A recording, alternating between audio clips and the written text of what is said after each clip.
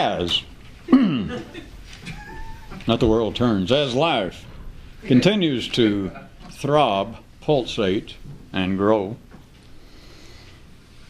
you might like to consider the operational utilitarianism of the intellect secondary verbal overlays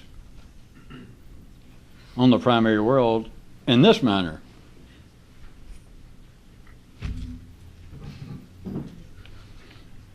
Life is what happens, man is what explains it. Such as, fine example, but don't get lost in its simplicity or think that you'd already heard it, but things fall and man invent gravity. But in a very particular way. This is not, I'm sure, somewhere along the line for anybody went beyond high school. I'm sure somewhere there's been academic philosophy fooled around the edges of such ideas, but consider we're talking a very wide range about the energy, not the words. We're not playing with semantics. Of course, his mother told him not to play with you either.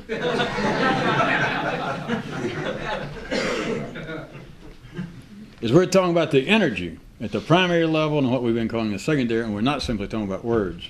There is a, as philosophy would have it, if we had any here,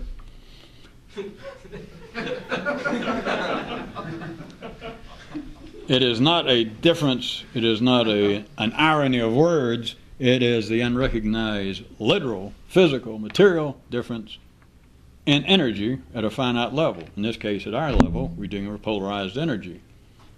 And so we're talking about the primary and secondary world, just to stick a temporary map on it. And in that sense, to say that things fall and then men invent gravity,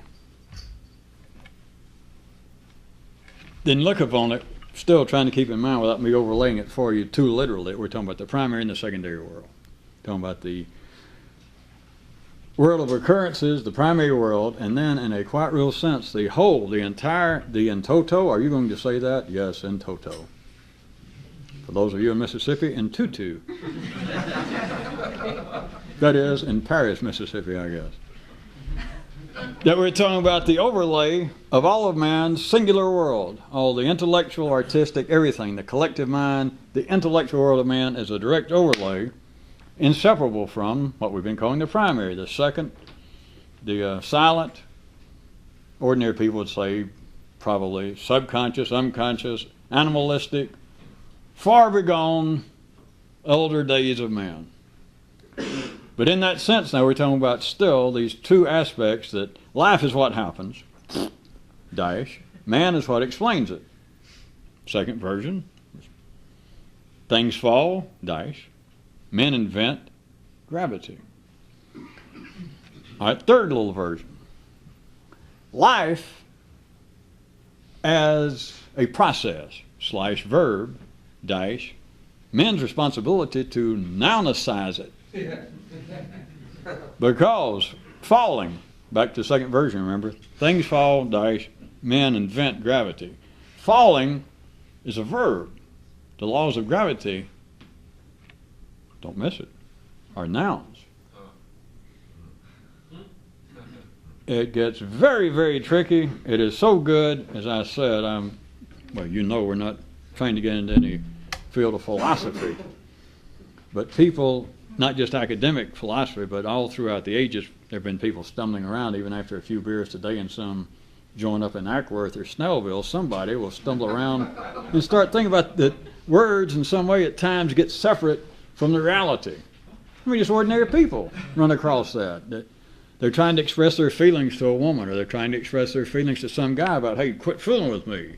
And just every now and then they'll run through somebody's nervous system, but there is some kind of distinct difference that I never think about. And there is.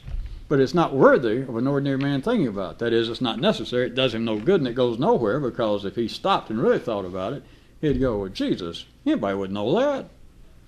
Because everybody knows there's a difference in some guy saying, you don't watch it, I'll put a fist in your mouth. You know, he might frighten me. I might think, well, he's too big. But there's, no matter how I feel about the threat, there is a difference between, hey, I'll put a fist in your mouth, and an actual fist in one's choppers. And that is too easy, which makes it unprofitable, of course, to an ordinary person to go, hey, I didn't know I was a philosopher. I'm glad now I finished the 7th grade. I didn't know I could do that. The mind does not take that into account. The mind does not, regardless of that man who wrote Kyroots tonight, trying to point out that splendid example of where, as he put it, that modifier bashing had gotten him. You know, because if you recall, we've seen Kyroots even attack, apparently, all forms of adjectives and adverbs. But that's really just eating around at the edge. Because what is really, not that it's a problem, not that it's something awry, but with the revolutionists, the thing is to realize that part of the mind's job to discuss as being an overlay on the primary world, part of its job, literally, is to take verbs, to take processes, and to nounicize them. It is to take reality. It is to take, those of you that are more commercially minded, if you recall, you've had months that Kyroots or I one challenged you, how come out in the great world of business that you can do anything you want to? Anything. That no matter what you're trying to make a profit from, it's either goods or services. In that sense, man's mind is in charge of turning all services into goods. It is to take the primary world, which is, you better hope, an endless process. Of course, I know in your case it comes to an end, but you should, until your end comes, you should hope that the process itself does not come to an end, or finally, that oft-repeated dramatic phrase, he died before his time, will finally have come to pass, because we will all have died before our time. But that would be collectively, because life would have to buy the old farm. But part of the mind's job is to take life as it is running as a process, as a verb, and to turn it into a noun. It is the only way that the mind can talk. Of course, the mind is an exceptional instrument, well, compared to one of those cheap stereos you get at the drugstore, I guess. that it can do what I'm talking about and not be able to do it. That is, that the mind can say, or that at least your mind, if you're just an ordinary mind, could hear me say, hear another mind say, do you realize that part of the job, perhaps the paramount job of the mind, is to take verbs and to turn them into nouns, to take processes and cut them up to where they appear to be actual objects and things? And then let me say that I inferred and that's not really the best approach. The thing about the mind is, an ordinary mind can hear that and go, you could be right. And it means nothing to that mind. You understand? Well, at the ordinary level, I know you don't, no offense, but the ordinary mind cannot, because all it can do is end up feeling as though I'm in some kind of Mickey Mouse house of mirrors. I don't know how you trick me into here, but it's no big deal. Hell, I can get out.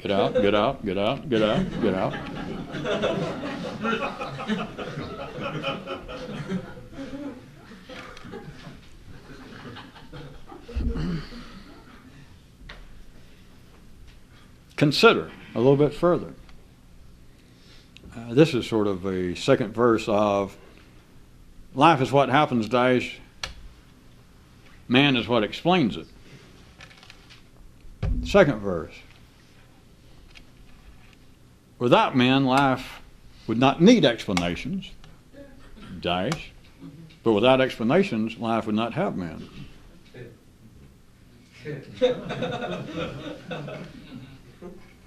No, they may have been a misprint in the music, but I did not misread it. That was exactly what it said right there.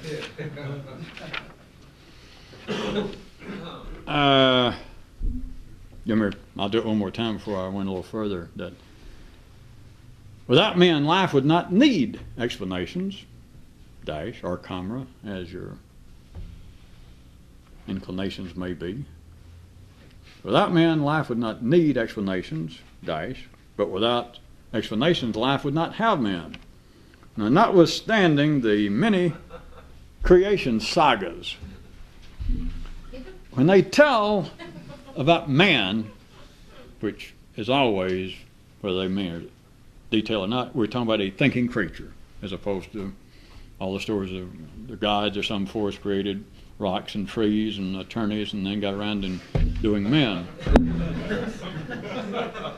Not cab drivers.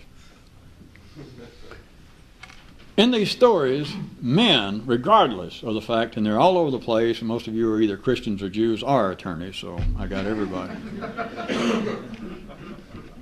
That in the stories throughout the world, it's always some way that the gods, I think in the Old Testament, that gave the word. You notice they never tell you what the word is. But anyway, in some way, God said, let there be life, or, go for it, or you're the Pepsi generation. There was some word, some but the gods got things going, got water going, and beavers and minks and musk oxes, and then decided we got to have man. But it always took something else he had already done. Just take the Old Testament version, but they're all over the world. That everything else was in place, and he decided, well, let's do man. That is, an exceptional creature, something singular, something out of the ordinary. But and it always goes like this, which we've been through this in another way. At one level, it is very telling, if you can hear it, that the gods, these great forces, had to say, all right, now we've done all this other. Now consider everything on this planet, the primary world, this whole universe as men know it now. But then he wanted something, the gods wanted something special, man, something that was really unique. Shoot those modifiers. Back in the good old days, as God intended, when unique meant unique, and you didn't have to say kind of unique and very unique, but I don't have time to go back and bash all your forefathers. So they wanted something unique, man. What we are, the creature that thinks. The nervous system went up this far and is still incomplete, but can think. So the gods then, whatever they had done to create, just imagine all these stars, black holes, pulsars, quasars, even zeniths back when they were in business.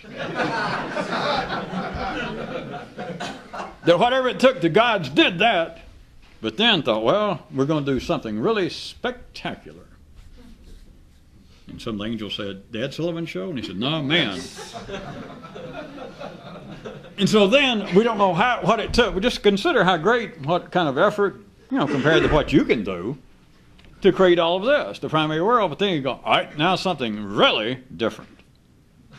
And then it took, forget what he'd done in the past, let's assume we don't know. But then it took one thing they keep repeating. The gods had to say something, which is, if you can see it, very telling. It's just tied into the genetic expansion of life, that to make man go, the gods had to give a word. That's the way it always goes. It's all over north, south, east, west. Civilized, less civilized areas of this planet, the stories are everywhere. That the gods, when it got around to man, they may have some little something they throw in, like he had to spit twice in the mud to make man as opposed to elephants. But it wasn't just spitting twice, he had to do that, and then the gods had to say something. That is, the gods themselves, these other forces, had to exemplify thought, which is speech. So they had to do it. Now, are we up to speed? My suggestion to you is, on the basis that I just gave you verse 2, that without men, life would need no explanations, but without explanations, life would have no men. Then, regardless of these stories, I'm giving you an expanded big boy version. Those of you that can sing a little Mahler and drive the big rigs.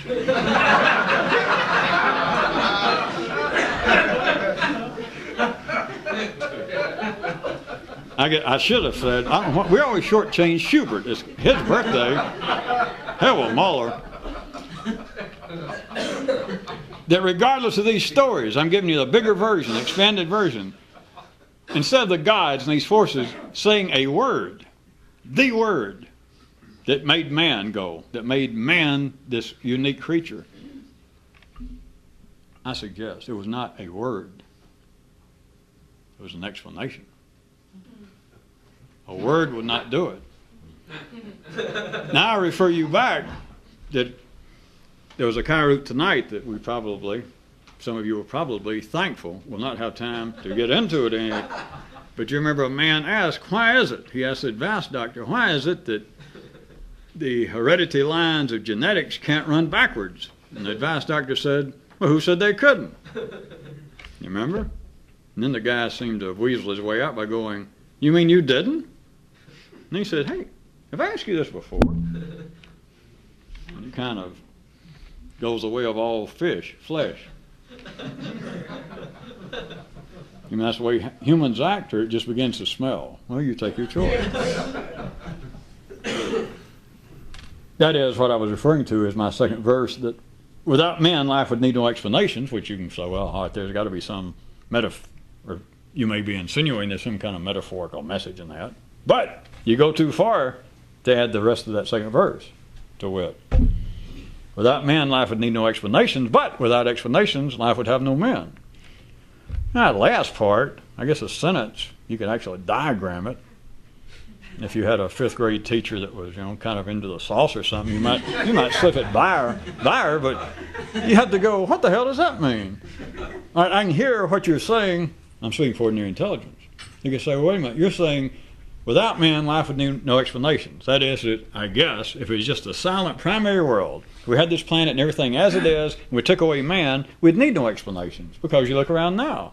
And dogs don't explain themselves to each other. Elephants don't explain themselves. Lions do not go up to a wildebeest and say, look, I'm about to kill you and eat you, but I thought, you at least deserve to hear this. There are no explanations, or a volcano thinks, well, I'll erupt and probably kill most of the fish down here in this bay and burn down any trees left between here and there. So the volcano, hey, you want to watch it? No, you don't need an explanation. For those of you who recall one a few nights ago, that just before a man was about to do something, he was asked if he would like to give some explanation about what it was he was about to do. And the man says, Jesus, it's about all I can do to do what I do without having to explain it. See, and you thought we'd forget that and I'd never bring it up. All right, so the ordinary intelligence could say the first part of your second verse, that is, that without man, life would need no explanations. An ordinary intelligence could say, all right, I got that. Because you're saying if we had everything as it is, and we just took man out of the picture right now, that I'm still speaking ordinary intelligence, it could say, well, I can almost play some kind of make-believe mental game and say, all right, I can see that if we had this planet and everything else going on as it is, if it could be, without man, then you're right. We would need no explanations. They're not out there. But what in the hell does it mean to almost turn in reverse and say, but, or and, without explanations there'd be no men? Because that's silly. Because what that is saying, in a sense, is that explanations make men, cause men. Well, hey, don't point your finger at me. Can't be, right? All right, well, how about this? No matter how, pardon the technical terminology, but how gut-busting, that is, obviously, go ahead and take your notes, but I can see that many of you are intellectually nonplussed by that. At one time, when there used to be a school of philosophy right outside of Shreveport, that was used as a synonym for insane or irrational. But no matter how irrational that sounds, that is, that without explanations, life would have no men. No matter how insane that sounds, that would probably be charitable to an ordinary view. The ordinary view would probably just be first moot. But then if it's all right, I hear what you're saying, but it's just irrational. It cannot be, it's insane. They would probably like to talk to that man who said, hey, if you finally move right next to the tracks, then you can't ever get fooled as to which way the train's running. I mean, you're right there. You remember? And a big 8-wheeler went by and had a comment for the man, which I don't care to repeat. Because on one track, a train can only go one way, correct? An arrow can only have one end. Things can only mean what they mean. That's it. A map is either worthwhile or it's not. Information is either useful or it's not. So no matter how insane it may sound, the first part will assume being sane. We'll give ourselves that much, that without men, life would need no explanations. Now comes the bad part, comma. But without explanations, life would have no meaning. No matter how insane that may sound. This is, in fact, how the genetic lines of evolution can go in more than one direction. And I know that not many people immediately saw that as being a great conclusion, because once you even hear that, you think, well, wait a minute. We're not clearing things up. We are piling gut busting on top of other gut busting, because that's even more irrational. If things are evolving, and we're just taking it a step beyond moving, because we've already, you and I both know, if things are going in that direction, they're going in that direction. Or if they're going in that direction, they're going in that direction. They're not going in another direction. They can't. Not that. Much less talk about change. Or push a bit further and go ahead and assume, for the sake of argument, that things are evolving. But they can only evolve in one direction. If they go in some other direction, it's less than evolution. If it's too far askew from, if that's the direction, then we're talking about devolution. And if it's just a little off, which is irrelevant, but it's just semi-devolution. In other words, you can't have it both ways. You cannot say, so you have chocolate and vanilla? Okay, I'll take them both. You know you can't do that. Consider, though, if it is true, which I'm already insinuating right quick, since we got 4 minutes, I'm insinuating very strongly that things do not simply go in one direction. And there was a Kyroot tonight, which I don't think I'll bring up, that proved it. Scared me out of my drawers. You know. It did, but I'm not going to tell you which one. Maybe we'll do it later. But I can prove it. That is, I can make you go, God damn, you're right. You won't like it. Those of you that are still saying you won't like it. It is a provable phenomenon that things do not go in one direction, especially growth, which is all this is. So it's easy to say especially growth because everything else is a subcategory, including non-growth, including dirty toenails and rusty pocket knives. But consider my suggestion here at the end that things do not evolve limited to one direction. If they do not, then consider this, that you have maximum evolutionary efficiency. Forget it being irrational and impossible. Now, wait a minute. Now, if things are getting better, an ordinary mind could try and break it down from some great imaginary scene of life itself evolving, and you could just take one thing and say, wait a minute, let's discuss one thing. Is the economics of our particular society progressing or not? Is our morality? Figure out anything you want to. And you could say, ordinary intelligence would say, it either is or it is not. And that would say, or it might say, well, it's just standing still in some kind of fit of pseudo-philosophical insight.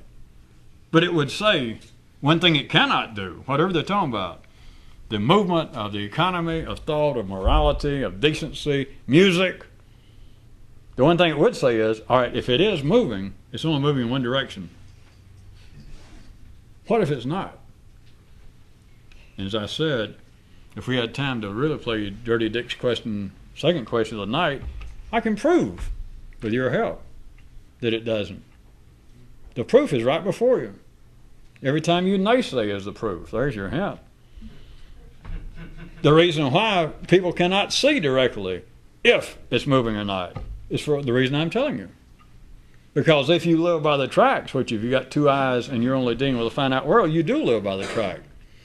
Forget that thing about the guy in the Kyroots saying, what if you did? You do. And he was right. If you live by the track, you can't be fooled. Think about it. At this level, everything that goes by that catches your attention, if the train's loud enough, like it goes by, and they say, here it is, where the latest would be. Heavy metal folk music. I don't even want to think about it. And it goes by enough to get your attention. You know one thing. You know which way that train's going. That is, hey, that's not bad. Or else, good God, somebody kill those people. Take away their instruments. Turn. If you live by the track, you can't be fooled. Did you lose your place? There's the proof. If what I suggested were not true, that things move in more than one direction, if that were not true, then how would you know which direction things are going? And how could you have some feeling for it? And once you see that, you have the height, the absolute supreme example of evolutionary efficiency. You have kind of an extended verbalized reality, one that some of you thought you liked and had a landlock on before, is remember this: the world is big enough for everybody. Life can tolerate anything. See, the idea that life is big enough for everybody is not a theory. It's not some kind of hope. It's not some kind of faith. It's got nothing to do with religion or spiritual magnanimity. It has to do that you're standing in the midst of a non-directional movement. That's the only reason that it pisses people off. That's the only reason that you're able to go, wait a minute, and then fill in your own blank. That you go, wait a minute. You know, and after that, it's things like, wait a minute, things are going too fast here. Or, wait a minute, we've got to speed up. Or, hold on here, we're going down the wrong road. Or, hey, wait just a second, let me join in. All the dramatic. You don't understand? There is the efficiency of movement. It's omnidirectional. I don't know. I'll have to think about that. Well, be sure and write in, and we'll pick it up next time.